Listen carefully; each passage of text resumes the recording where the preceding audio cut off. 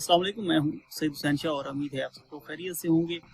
आज एक ऐसी खातून की कहानी आपके सामने रखने जा रहा हूँ जिसके अमरीकी सदर मकरूज़ हैं। आप जान के हैरान होंगे कि अमेरिका के सदर जो कि इतनी बड़ी पावर रखते हैं या फिर अपने असर और रसूख की वजह से पावरफुल माने जाते हैं, उनकी कहानी ऐसी है कि वो एक खातून के मकरूज़ हैं, यानी कि उनकी पूरी की पूरी पार्टी एक खातून की मकरूज़ है। उस खातून का नाम है मरियम एडेल्सन। आज की पूरी स्टोरी इस खातून के नाम है। अगर आपको ये समझना है कि अमेरिका के इलेक्शन के अंदर कितनी बड़ी लॉबी होती है और इसके असर व रसूख इसराइल किस तरीके से अमेरिका का इस्तेमाल करता है और पूरी की पूरी ये जो लॉबी है, इस लॉबी के अंदर इसराइल कितना इन्फ्लुएंस करता है अमेरिका के इलेक्शन के ऊपर और अमेरिका को किस तरीके से कंट्रोल करता है। अब ये जो मरियम एडेल्सन एक इसराइली खातून है, ये एक अरबपति खातून है और तेल अवीव के अंदर पैदा हुई है। अब इनके वालिदैन जो है होलोकॉस्ट से बचे थे। अब होलोकॉस्ट में क्या हुआ था? होलोकॉस्ट के अंदर हुआ ये था कि अमेरिका के अंदर तो यहूदी हैं ही हैं, बल्कि पूरी दुनिया के अंदर यहूदी हैं। और उस वक्त चूँकि हिटलर का दौर था और हिटलर के दौर के अंदर यहूदियों का कत्लेआम हुआ। तकरीबन 6 मिलियन के नज़दीक जो है वो यहूदी कत्ल हुए थे और यहूदियों का कत्लेआम हुआ था। खुलेआम यहूदियों को हिटलर ने कत्ल किया था। ये तारीख के एक सफ़े में जो है अब तक मेंशन है और ओवरऑल यहूदी इसको जो है हिटलर को बहुत बुरा भला कहते हैं, गालियाँ देते हैं। अल्दो के मुसलमान और यहूदी आपस में उनकी नहीं बनती है क्योंकि अपोजिट हैं, तो इस वजह से जो है जर्मनी के अंदर जो कि हिटलर का रजीम था, हिटलर के रजीम ने यहूदियों को कत्लेआम के ऊपर जो है वो मतलब कि उनको कत्लेआम किया और उस कत्लेआम के बाद यहूदियों के लिए ये ज़मीन तंग कर दी गई थी। उनको कहीं ना कहीं पनाह मिलना मुश्किल हो गई थी। तो चूँकि ये होलोकॉस्ट का वाक़या बहुत ऐसा है कि तारीख़ में कि यहूदी इसको अपने लिए बहुत दर्दनाक समझते हैं, तो उसके बाद ये जो मरियम एडेल्सन है, इसके वालिदैन होलोकॉस्ट से बचे हुए थे। अब फिर जब ये तेल अवीव के अंदर पैदा होती हैं ये खातून, तो उसके बाद वो आकर यहाँ पर बड़ी होकर डॉक्टर बनती हैं और डॉक्टर होने के बाद वो इसराइली फ़ौज के अंदर मेडिकल ऑफिसर के ओहदे के ऊपर तैनात हो जाती हैं। फिर उसकी शौहर जो है शेडन के कैसीनो की जो है एक कारोबार को वो हेड करते थे, उसको देखते थे और उसकी तकरीबन दौलत 33 से 35 अरब अमेरिकी डॉलर के करीब है उसकी वर्थ थी, नेटवर्क थी। अब वो जो है एक रिपब्लिकन पार्टी, अमेरिका की सबसे बड़ी पार्टी को सपोर्ट करने वालों में से एक थी। ये अमेरिकी एडेल्सन जो कि इसराइली अरबपति खातून हैं, इस खातून का इन्फ्लुएंस इतना ज़्यादा था कि उसने आखिरकार डोनाल्ड ट्रंप को, जो कि इलेक्शन के अंदर मुहिम थी, उस इलेक्शन मुहिम के अंदर डोनाल्ड ट्रंप को उसने चंदा दिया। अब वो मुहिम तकरीबन को 100 मिलियन से ज़्यादा के नज़दीक उसने डोनाल्ड ट्रंप को इलेक्शन मुहिम चलाने के लिए चंदा दिया। फिर उसके बाद उन्होंने बड़ा एक घिनौना किस्म का खेल खेला। अब इस खातून ने, जिसके डोनाल्ड ट्रंप अभी तक जो है मकरूज़ हैं, अब इन्होंने क्या किया कि उन्होंने अमेरिका और इसराइल नवाज जो पॉलिसी थी उसने अमेरिका के अंदर जाकर इन्फ्लुएंस किया। अब ये जो ईरान जंग हुई है, इसका मैं आपको थोड़ा सा पस मंज़र बताता हूँ कि क्या इसके अंदर कितना यहूदी इसराइल जो है वो इन्फ्लुएंस करता है अमेरिका के ऊपर। क्या आप समझते हैं कि अमेरिका के सदर इतने पावरफुल होते हैं? इसमें कोई शक नहीं है कि वो अपनी असर रसूख की वजह से पावरफुल माने जाते थे, लेकिन अब वो दौर गुजर चुका है और मतलब कि यहूदी किस तरीके से इसराइल अमेरिका के सदर को कंट्रोल करते हैं। तो ये उन्हीं में से एक डोनर जो थी, उनमें से एक थी जो कि मरियम एडेल्सन है। अब डोनाल्ड ट्रंप जो है इनके माली तौर के ऊपर खुद मकरूज़ भी हैं और इन्होंने पार्टी को तकरीबन करोड़ों डॉलर दिए हैं डोनाल्ड ट्रंप की पार्टी को। मगर अब इसके बदले में उन्होंने क्या चाहा? नंबर 1 के ऊपर उन्होंने कहा है कि ईरान से डील कोई जो है वो कामयाबी नहीं है, उनका एक बयानिया। दूसरा बयानिया उन्होंने कहा है कि ये जो अमेरिका के अंदर एक लॉबी है इलेक्शन के अंदर, इलेक्शन जितवाने के अंदर, वो इसके ऊपर भी इन्वेस्ट करती हैं। अब उसके बदले में उन्होंने क्या कहा?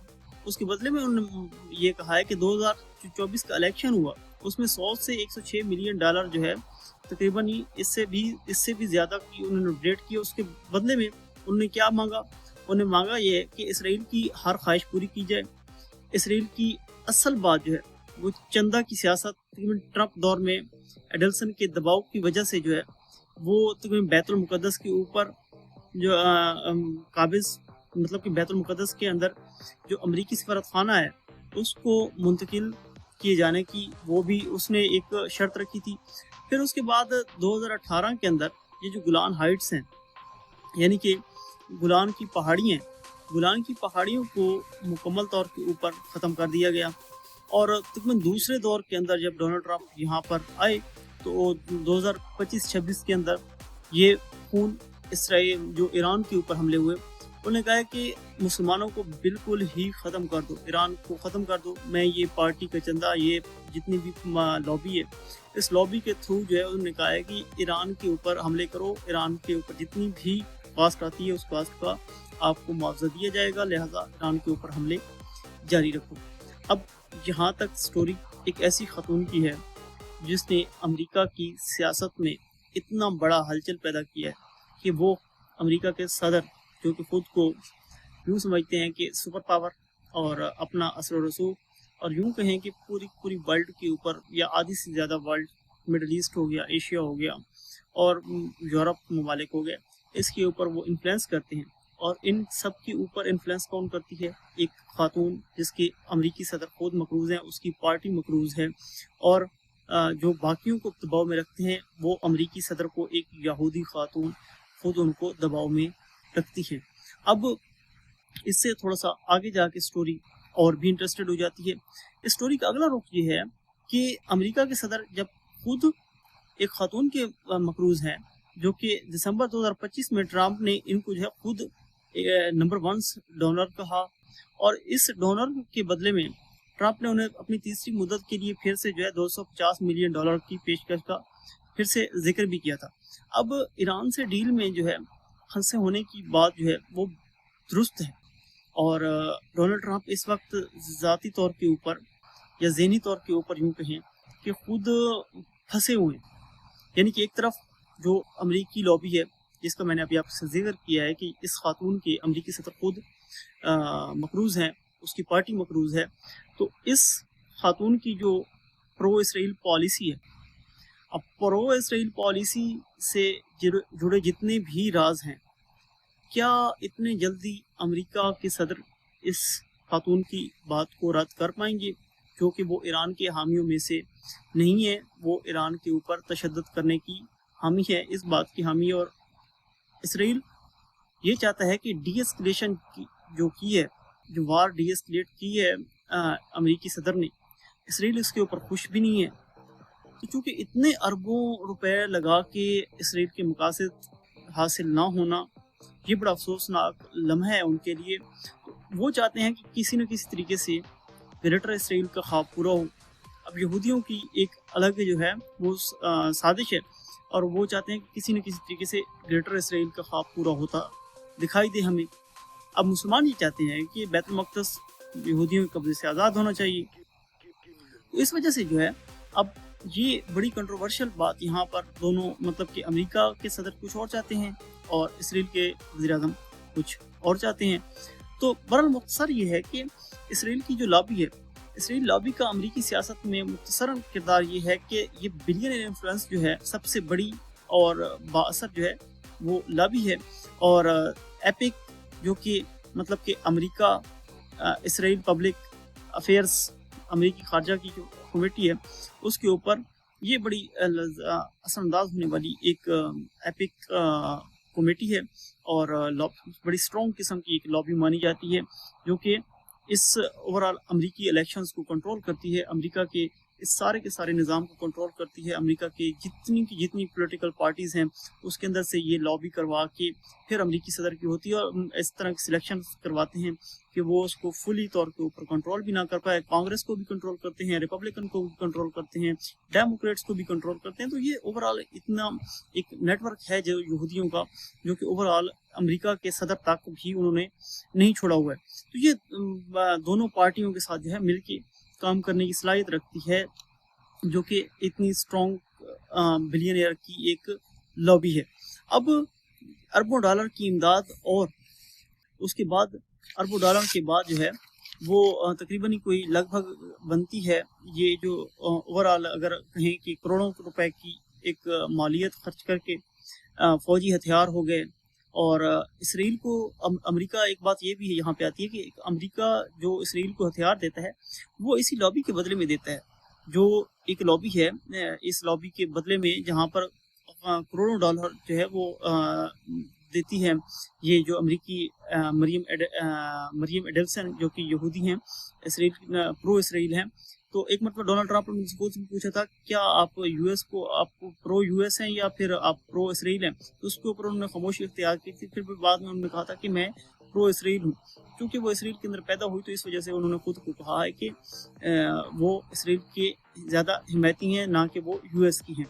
तो ये प्रो इसराइल जो उम्मीदवार हैं उनको फंडिंग की जाती है इन्हीं के थ्रू कि अब जितनी भी आप सोचते हैं कि अमेरिका की वार के अंदर जितना जिन सेनेटर्स ने इस वार को एस्केलेशन में वोट दिए थे, तो ये वो सारे के सारे उम्मीदवार थे जो प्रो इसराइल फंडिंग थे, जो प्रो इसराइल जो इस लॉबी का हिस्सा थे, जो इस सारी की सारी फंडिंग जो इनको होती थी, ये सारे के सारे उम्मीदवार उस लॉबी के अंदर एक कहें कि उनका एक पार्ट बने हुए थे, एक हिस्सा बने हुए थे, जो कि उनके साथ कनेक्टेड थे। अब ये अमेरिकी इसराइल दोस्ती जो है इसको ये फंडिंग उसको भी मजबूत बनाती है। तो यूं कहें कि एक ओवरऑल एक औरत की इतना इन्फ्लुएंस होना, इतना आगे चला जाना, ये एक समझ से बाहर है। और दुनिया अब तक शायद जो अमेरिकी सदर को पावरफुल मानती है, वो अमेरिका के पावरफुल सदर से एक खातून अमेरिकी इसराइली एक खातून इतनी पावरफुल हैं कि वो अमेरिका के सदर को भी कंट्रोल कर सकती हैं, यानी कि अमेरिका के सदर को अपनी जेब में रखती हैं। इस तरह का जो है वो असर रसूख बनाया हुआ है। तो जितनी ये लॉबी है, अब आपको गेम समझ आ गई होगी कि ये जितनी की जितनी लॉबी है, जितनी की जितनी चीज़ें हैं, ये सारी की सारी इसराइल के हक में करवाने के लिए इतना अरबों रुपए का सारा का सारा खर्च करने के बावजूद अगर अमेरिका इसराइल की इमा के ऊपर या इसराइल की रजामंदी के बगैर ये जंग रोक रहा है, तो क्या अमेरिका इसराइल के साथ आगे जाके कोई बॉन्डिंग बना पाएगा? जबकि इसराइल लेबनान के मामले के ऊपर भी सीरियस है, वो हिजबुल्लाह के मामले के ऊपर भी सीरियस है, तो आगे ईरान के मामले में और ग्रेटर इसराइल का ख्वाब भी रखता है। तो ये वो चंद सवालात हैं जो कि हमें आगे जाके पता चलेंगे ये क्या इस वार के अंदर, जो कि अभी डोनाल्ड ट्रंप इसके बारे में भी जिक्र कर रहे हैं कि वो ईरानियों ने इसकी तरदीद की है कि ये सिर्फ स्टेट ऑफ हॉर्मज़ तो खोली है, लेकिन वो अमरीकी एटमी असासे जो अपने हैं वो अमरीकियों के हवाले नहीं करेंगे। तो डोनाल्ड ट्रंप बड़ी खुशियां मना रहे हैं कि वो कह रहे हैं कि ईरान उनके हवाले कर देगा या और बाकी ममालिक में शिफ्ट कर देगा। तो ऐसी कोई बात भी नहीं है, इस बातों में अभी तक कोई सदाकत नहीं है। ईरानियों ने बाज़ाब्ता तौर के ऊपर इसकी जो है तरदीद की है।